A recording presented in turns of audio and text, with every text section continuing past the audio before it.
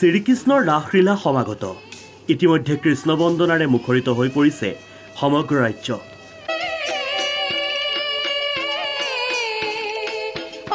উজনিৰ পৰা নামনিলৈ সকলোতে চলিছে ৰাসলীলাৰ মহা আয়োজন। দিনে নিশাই ব্যস্ত হৈ পৰিছে শিল্পী আৰু কলা কুশলীসকল। বিহপুৰীয়াৰ ২ নম্বৰ জাপচুপৰ মুখাশিল্পী লক্ষীন্দ্ৰ নেওগৰ পৰিয়ালৰ সকলো সদস্য ব্যস্ত হৈ পৰিছে মুখা নিৰ্মাণত।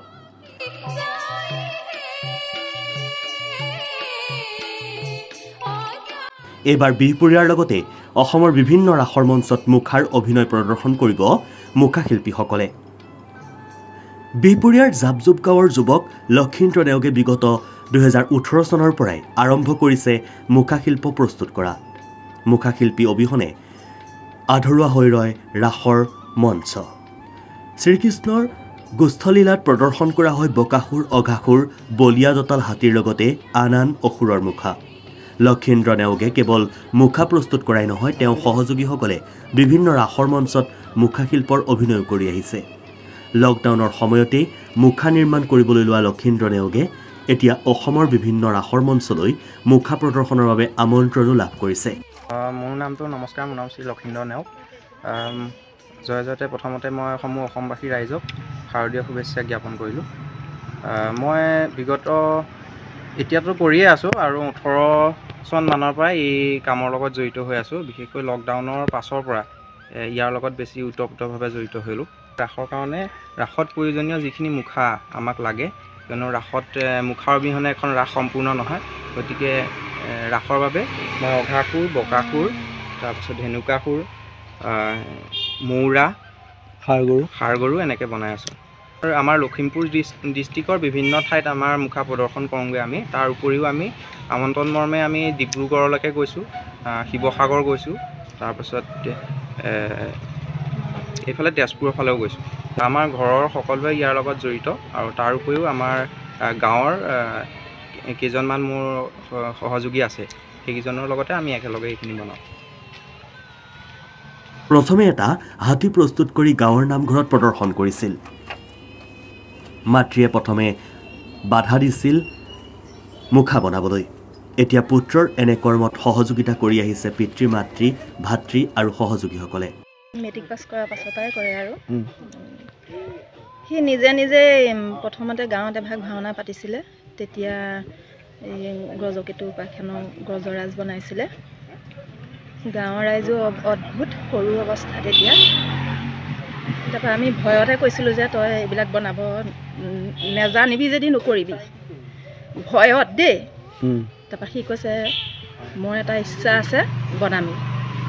চোতালতে একদম ডাঙৰকৈ বনাইছে। গোটেই অঞ্চলৰ মানুহ কি ক'ম আৰু, ভাষা নাই মোৰ। এইভাগ হাতী এতিয়া বনাইছে, ৰাসৰ কাৰণেই বনাইছে বা ভাওনা সকলো হেৰিয়াতে চলে। এতিয়া তাৰ ভাগৰ বস্তু মঙলদৈত গৈছিলে যোৱা বছৰ, আগবছৰ। তাৰপাছত মাজুলী ভাওনা সমাৰোহত যায়। এনেকৈ ভাওনা সমাৰোহতো প্ৰায় চলিয়েই থাকে। সকলো বস্তু ৰাইজে বিচাৰে আৰু এতিয়া আজি আছে।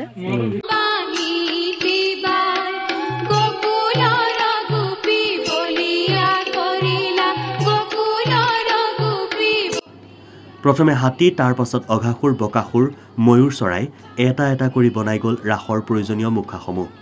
লক্ষীন্দ্ৰৰ এনে প্ৰচেষ্টাক এতিয়া ওচৰ চুবুৰীয়া আৰু বন্ধু বান্ধৱ সকলোৱেই শলাগ লোৱাৰ লগতে আগুৱাই যাবলৈ শুভেচ্ছা জনায়। স্থানীয় ব্যক্তি হিচাপে ধৰক মুখাশিল্পটো বৰ্তমান অসমত যথেষ্ট প্ৰাধান্য লাভ কৰিছে। সেই অনুপাতে আমি তেওঁৰ এই মুখাশিল্পক যথেষ্ট শ্ৰদ্ধা কৰোঁ আৰু ভৱিষ্যতে ইয়াতকৈ যাতে উন্নত পৰ্যায়ত মুখাশিল্প প্ৰস্তুত কৰিব পাৰে, তাৰ বাবে আমি আমাৰ ফালৰ পৰা উৎসাহ প্ৰদান কৰিছোঁ। মোৰ অসমবাসী ৰাইজক শাৰদীয় আমাৰ ৰাস মহোৎসৱৰ শুভেচ্ছা জনাইছোঁ। আৰু আমি এতিয়া উপস্থিত য'ত আছোঁ, মই স্থানীয় এজন ব্যক্তি আৰু মোৰ লক্ষীন্দ্ৰ মোৰ নিজৰ ভাতৃৰ দৰে। তাৰ যি এই প্ৰচেষ্টা আমি লেখত ল'বলগীয়া। যেতিয়া সি প্ৰথম আৰম্ভ কৰিছিল, তেতিয়া আমি ভাওনাত প্ৰথম সি কৰিছিল, তেতিয়া আমি তাৰ লগত এনেই তাক উৎসাহ দিবলৈ বুলি আমি লগত গৈছিলোঁ প্ৰথম। আৰু সেই প্ৰচেষ্টাটা আজিৰ দিনটোতো অব্যাহত আছে আৰু অব্যাহত থাকক।